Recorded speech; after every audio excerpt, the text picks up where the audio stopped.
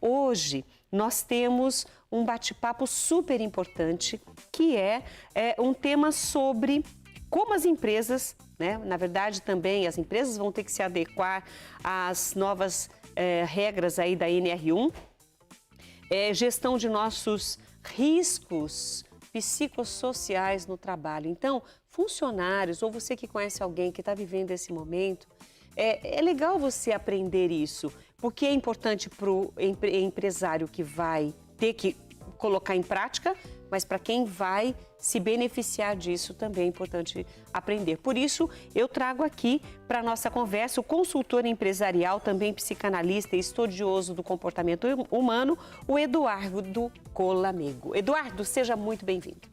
Uma alegria muito grande estar aqui com vocês e espero poder realmente contribuir. E quando eu falei de NR1, parece só mais uma sigla de imposto para pagar, mas não é não, não é. NR1, o que significa NR1, tanto para a empresa quanto para o funcionário? Legal.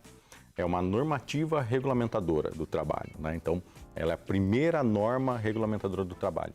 E nessa normativa agora, ela está passando por essa atualização em que as empresas vão ter que se adequar, vão ter que medir os riscos psicossociais dentro delas e a partir daí, realizar programas que possam ajudar as pessoas à diminuição de riscos, principalmente nas questões emocionais, de saúde mental. Hoje as empresas já se preocupam com isso ou foi necessário a regra para que justamente as empresas começassem a pensar no funcionário de uma maneira diferente? Legal. As empresas pensam, porém algumas ainda têm uma dificuldade de lidar com essas situações. Infelizmente, segundo a OMS, o Brasil é o país mais ansioso do mundo, com os maiores índices de estresse, depressão. Então, assim, nós passamos hoje, não só o mundo, mas o Brasil principalmente, ele tem uma questão emocional muito forte. Depois da pandemia, a gente sabe que também isso aumentou, principalmente com jovens, né? Então, enfim. E as empresas estão passando por isso, porém, algumas têm disposição para fazer, outras nem tanto. E a gente sabe, é igual o cinto de segurança. Às vezes você precisa vir uma norma para que as pessoas possam fazer algo a respeito e aí sim poderem direcionar um caminho e gerir isso de uma forma realmente saudável, né? Bom, você falou do cinto de segurança. Se a pessoa não quer usar o cinto de segurança, ela tem que estar sujeita a uma caneta e uma multa, né?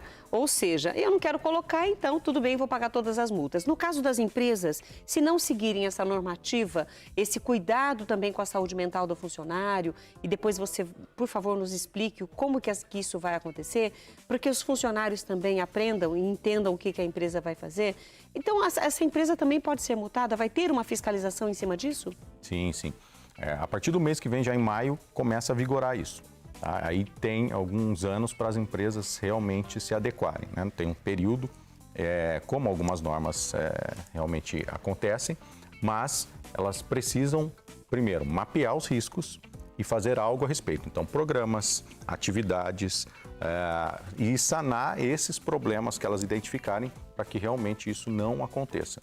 Infelizmente, hoje o que acontece é que as pessoas acabam tendo que pedir socorro ou num afastamento, quando elas já estão esgotadas, ou, às vezes, denunciar. E a empresa pode fazer uma retaliação, pode acontecer coisas que, infelizmente, não são legais, nem para a empresa e nem para as pessoas. Eu falo, a empresa não melhora, né? E aí as pessoas também ficam adoecidas. Então, hoje as empresas vão ter que se adequar e elas vão ter que fazer algo a respeito disso. Tem muita gente com medo, né? Tem muita empresa com medo, eu sou consultor, então estou lidando com isso, mas tem muitas empresas também dispostas. Então, eu acredito que, como tudo que é novo, né, para nós, seja em todos os lugares, não só no trabalho, mas na vida, tudo que é novo gera para nós uma resistência. No começo é assim, depois a gente vai se acostumando e vai caminhando juntos. Eu falo e vai entendendo é importante que todo mundo que caminhe isso junto. É necessário. E esse o caminhar junto porque a empresa entendeu que ela vai ter muito mais benefícios cuidando da saúde daquele funcionário do que necessariamente bater de frente, brigar e etc. Estresse muito maior para os dois, custos financeiros Sim. e prejuízo em produção. Exato. Porque não é produção, não é só, gente, aquela produção de produzir um produto, mas é a produção da pessoa, daquilo que ela faz, daquilo que ela escreve, daquilo, enfim. Então, para não prejudicar essa produção, é necessário que esse funcionário tenha uma saúde mental boa. E hoje, tem muitas pessoas que estão adoecendo. Hoje, o número de pessoas com síndrome de burnout, com depressão, com crises de ansiedade, síndrome do pânico, enfim, tantas outras doenças que vêm relacionadas desse excesso de trabalho ou pressão no trabalho, quer dizer, isso está adoecendo as pessoas. Sim, sim. E o que acontece, né? E aí vai uma dica não só para as empresas, mas para as pessoas. A gente entende, estudando, que, por exemplo, a ansiedade, hoje até nos protocolos, né, médicos, eles entendem o que é a ansiedade para nós, né? Quem nunca, né? Todo mundo tem um pouquinho, mas às vezes chega num momento em que adoece. Mas a ansiedade é uma projeção equivocada e catastrófica de futuro. Peraí, repete. Repete, você falou muito rápido. É uma projeção equivocada e catastrófica do futuro. Ou seja, a gente acha que fica pensando, vai dormir e fica pensando, vou ter que fazer esse compromisso amanhã, mas vai dar tudo errado, mas vai sair. Então a gente pensa no pior, na catástrofe. Então a ansiedade basicamente é uma projeção totalmente equivocada, porque tem alguns estudos que falam que quase 80% das coisas que a gente pensa catastroficamente nunca acontecem. Né? E é uma realidade. As mães são muito boas nisso. As mães são muito boas nisso. Só que as mães são boas em prever também as coisas, né? Isso é uma realidade. Mas o que eu quero passar? Eu tenho uma frase que eu falo para as empresas e para as pessoas: quem não se organiza, agoniza. Isso é verdade. Então, para uma pessoa que ela tem uma ansiedade, ela precisa ter um certo controle. Então, eu falo, eu não consigo entender uma pessoa, uma empresa que não tem um mínimo de agenda, que não tem um mínimo de planejamento do dia dela. Então, isso serve para jovens, para adultos, para pessoas jovens há muito tempo, como você falou, eu e você somos assim jovens há bastante tempo. Você precisa ter um mínimo de organização para você poder gerir a sua ansiedade. Fica mais fácil de controlar também, de ter esse controle que a pessoa se sente mais segura. Exatamente. Então, hoje, num ambiente de trabalho, o que acontece muitas vezes? As pessoas saem das empresas por alguns motivos, algumas pesquisas já mostram isso. Liderança direta, ou seja, o chefe, a chefe direta dessa pessoa. Comunicação que não é assertiva, é muito confusa, a comunicação é muito ruim, para o jovem isso é estressante, principalmente. E ela tem falta de organização. Então, eu já vi empresas que, por exemplo, uma pessoa ela entra para trabalhar, ela fez todo o processo seletivo, que às vezes já é bagunçado, ela entrou para trabalhar e ela fica uma semana sem um computador para ela trabalhar. Então, isso já gera um estresse. Então, às vezes, o risco psicossocial, você está pensando em uma coisa muito maior, às vezes você está pensando que é um xingamento, é uma falta de respeito. Não. O estresse ele já começa, poxa, você entrou para trabalhar, você quer ter o seu lugar, a sua mesa, o seu computador, e não tem isso. Não tem uma cadeira adequada, não tem um ambiente devido, né? Porque tem alguns ambientes que são de silêncio, outros, como a área comercial, por exemplo, já é um pouco mais, né, de barulho, enfim. Então, tudo isso entra na conta do quê? Do estresse. Se isso vai causar estresse ou se vai ajudar a pessoa a, como você falou, produzir melhor. Né? Ela realmente conseguir dar os resultados para ela e para a empresa. Que falou, o negócio é bom quando é bom para mais de um, né? Isso é verdade. Tem que ser bom para a empresa, mas tem que ser bom para o funcionário também. Né? Tudo bem, vai exigir da empresa algumas organizações. Sim. Ela vai ter que tomar algumas providências para melhorar a saúde desse funcionário, mas esse funcionário também deve fazer a parte dele. E como que esse funcionário vai se adequar também a essas normas e ajudar a empresa a ajudá-lo? Porque tem isso também. Né? Mas nós vamos fazer o seguinte, para a gente não cortar o assunto na metade, nós vamos para o nosso intervalo e aí depois desse intervalo a gente volta e retoma justamente nesse ponto. Como você pode fazer para ajudar a sua empresa a te ajudar? Porque o que nós queremos é que esses índices de pessoas adoecidas no trabalho, esse índice alto de pessoas que abandonam o trabalho, mudam constantemente de trabalho em busca de um melhor e não acha nada. Então, a gente precisa ajudar vocês, porque o empresário também fica buscando um funcionário e a hora que ele tá bonitinho, fez bonitinho, aprendeu tudo, aí ele fala, não vou ficar, não gostei. E aí é difícil. Então, intervalo, um copo d'água e a gente volta já.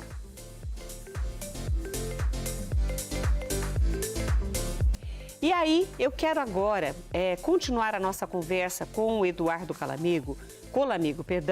Ele é consultor empresarial, psicanalista e estudioso do comportamento humano e justamente estudando esse comportamento, sabendo de todas as mudanças e como consultor empresarial, ele está apto a, claro, orientar os empresários. Mas pensa que é só os empresários? Não. Os funcionários também estão na tua lista. Inclusive, você conversa com eles para saber o que eles estão sentindo e entender a posição deles dentro da empresa? Sim, com certeza. A pessoa tem que se reconhecer parte daquela empresa. Tem que se reconhecer.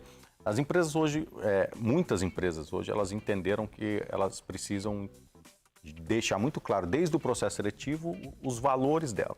Porque a partir do momento que ela entende os valores dela, ela entende a cultura dela. Ou seja, a gente sabe, cada um conhece a sua família, você sabe como é que funciona. Então, para você abraçar pessoas para vir de fora, você também precisa entender um pouquinho do perfil dela. E quando essas pessoas entram, se a empresa já tem essa noção, ela entra mais... É mais fácil o processo dela de adequação, é mais fácil o processo que a gente chama realmente de integração onboarding. Né? A partir do momento que ela está integrada, ela vai querer ficar. Ela vai querer ficar. Agora, se a empresa não se reconhece, eu falo, para a vida e para os negócios, né? Psicanálise, autoconhecimento, filosofia, você precisa se conhecer para melhor se disponibilizar. Então, se você não se reconhece como ser humano, dificilmente você consegue ter boas relações. Se você não se reconhece como empresa na sua cultura, dificilmente você consegue atrair pessoas que vão te ajudar a avançar também. Então, é uma via de mão dupla, como tudo. A gente só sobrevive como espécie humana, por quê? Porque a gente sobreviveu em sociedade. Então, ninguém faz nada sozinho.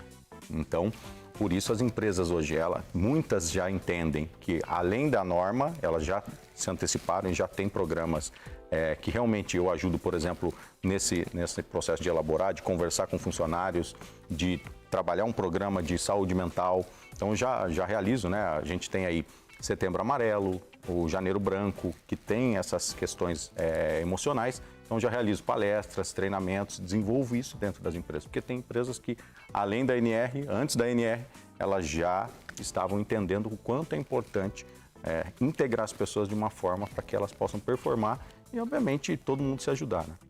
E aí, fazer como no passado, a gente gosta tanto da empresa que acaba ficando aí, como os nossos pais e avós, 35 anos, até aposentar lá na empresa, porque amava aquela empresa. Tem uns que aposentam e continuam trabalhando na mesma empresa, porque você tem que ter prazer naquilo que você faz. E isso te dá saúde. E aí eu estava conversando agora no momento do intervalo com o Eduardo, e eu me lembrei que há 20 anos atrás nós fomos para Santa Catarina, o programa Mulher.com foi entrevistar, foi fazer a reportagem numa empresa, e quando, num determinado momento, parou toda a produção foi para o pátio e nós começamos a fazer, Eduardo, ginástica laboral. E estica o bracinho, respira fundo, estica o outro e faz alongamento. Aquilo, depois eles saíam, iam lá, tomavam um cafezinho e voltavam para o trabalho. E todo mundo voltava sorrindo, conversando ali. E isso é muito gostoso. Eu vou falar da experiência que eu tive. E aí todos eles lá, tinha gente de muito tempo. E que amava, acordava cedo e eu entrevistando, falando com eles, eles falavam, nossa, é uma delícia. Então, talvez seja isso que falte, do funcionário ter o prazer de executar a tarefa e de estar naquela empresa. Isso traz saúde mental? Com certeza, com certeza. Essa questão da ginástica laboral, muitas empresas já têm isso, como você falou, há um bom tempo atrás isso já foi muito divulgado. Infelizmente, algumas ainda não se adequam, né? Mas isso é importante. Tem espaços hoje de descompressão, você tem espaços que são mais divertidos, tem puff, tem televisão, tem mesa de ping-pong, enfim. Então, tem esses espaços de lazer realmente dentro do trabalho, porque o trabalho não precisa ser só algo... Eu falo que existe uma diferença entre ser descontraído e distraído. A descontração é importante, porque deixa leve o trabalho.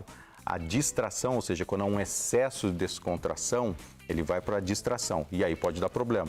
Mas é extremamente importante que você tenha um ambiente que você possa, sim, se descontrair, que você tenha uma leveza. Claro que hoje os jovens, eles já não têm essa noção que a gente tinha, ou essa ideia de ficar numa empresa muito mais tempo. Mas eu atendo empresas que têm pessoas jovens que já estão lá há 5 anos. Então, isso acontece mesmo com pessoas mais jovens. Mas depende do, como eu falei, da cultura, a pessoa se reconhecer lá. Hoje o jovem tem muito essa questão do senso de propósito. Por que eu faço o que eu faço? Não é só o dinheiro. Essa empresa que eu trabalho, ela faz o que em relação à sociedade? Ela contribui como? Como que eu sou parte disso? Então, isso tudo está dentro dessa... O jovem está mais com esse questionador, malha, né? Dessa malha que os jovens hoje têm ideia que eles querem fazer parte de algo maior. Então, as empresas também precisam se adequar em relação a isso, a entender isso. E já que você falou que as empresas precisam se adequar em relação a isso, é legal a gente lembrar que as normas vão entrar em vigor, essa normativa vai entrar em vigor... A partir do mês que vem. A partir de maio. Ela já começa a vigorar. Ela tem, se eu não me engano, são 3 anos, se eu não estiver enganado, para que isso realmente seja, todos estejam totalmente adequados, é isso. Mas ela entra em vigor já definitivamente a partir do mês que vem. E como as empresas vão se adequar e ainda vão fazer esse planejamento para pensar no funcionário, na sua saúde mental, no seu bem-estar, para produzir, né, mais, isso ajuda a empresa, quando que a pessoa, você agora como psicanalista, quando que a pessoa deve se observar e pensar, eu estou precisando de ajuda? E aí, quem ela deve procurar? A primeira pessoa deveria ser o chefe? Sim, uma excelente pergunta. Eu falo para a pessoa, a partir do momento que você começa, quando que eu reconheço, Eduardo, que eu estou adoecendo, né, emocionalmente? Quando você começa a ter uma alteração da sua rotina, seja do sono, seja você sentir o maxilar, uma dor constante de cabeça, você começa a sentir uma tensão. Então, tem sintomas psicossomáticos, que a gente chama, que ele começa na cabeça, mas ele começa no corpo, alergias, enfim. Mas quando você começa, principalmente, a perceber que você não está mais vivendo de uma forma tão saudável. Eu falo que tudo na vida precisa fazer sentido. As relações sejam de trabalhos ou relacionamento amoroso, um relacionamento de amizade, precisa fazer sentido. Em relação a quê? Sentido eu gosto de falar direção, sentido, rumo e sentido, sentimento. Faz sentido esse trabalho que eu estou fazendo? Faz sentido eu continuar com essa sobrecarga? Então, a partir do momento que eu entender que em relação a rumo não está legal, em relação a sentimento eu não estou me sentindo bem, teoricamente eu tenho que procurar primeiramente o meu chefe, meu líder, a minha líder e conversar, e ser muito franco. O jovem hoje ele tem uma dificuldade de, apesar de ele estar ultra conectado, ele tem uma dificuldade de falar, né? Que já não é uma coisa de quem é mais velho. O tete-a-tete para o jovem é difícil. É mais difícil, mas precisa ter essa abertura. E a liderança, é claro, precisa dar essa abertura. Então, precisa procurar. Tem empresas que têm um programa já em relação a isso, mas tem empresas que você deve procurar o RH, uma pessoa do RH, para poder falar. Talvez ele não se sinta à vontade com o chefe, mas no RH. Porque às vezes pode ter até um problema com o chefe. Né? E aí tem outros programas de compliance, que aí você pode fazer esse acesso sem necessariamente se comprometer. Mas precisa procurar ajuda. Se não tiver da liderança direto, do RH, mas procure ajuda para que nem sempre deveria, mas nem sempre o chefe, o líder direto, ele percebe que a pessoa não está bem. E aí é hora de você falar, não deixe de falar. E sentiu tudo isso que você falou, no mínimo um médico. Se não tiver liberdade com ninguém dentro da empresa, procure pelo menos um médico. Não, com certeza precisa procurar. Eduardo, foi um prazer receber você aqui. Foi muito gostosa a nossa conversa. Eu espero que, de certa forma, a gente tenha dado luz aí para as pessoas entenderem que a normativa vai valer a partir de maio. Então, quem é empresário que se adeque e comece a colocar em prática, e quem for funcionário que se observe e trabalhe mais feliz, né, para ter mais saúde. Obrigada por estar conosco. Eu agradeço, espero ter contribuído. Muito obrigado. Com certeza, nós já divulgamos aí os contatos do Eduardo e foi uma conversa muito gostosa, muito produtiva, e é isso que a gente quer, trazer coisas boas que possam enriquecer a sua vida e o seu conhecimento.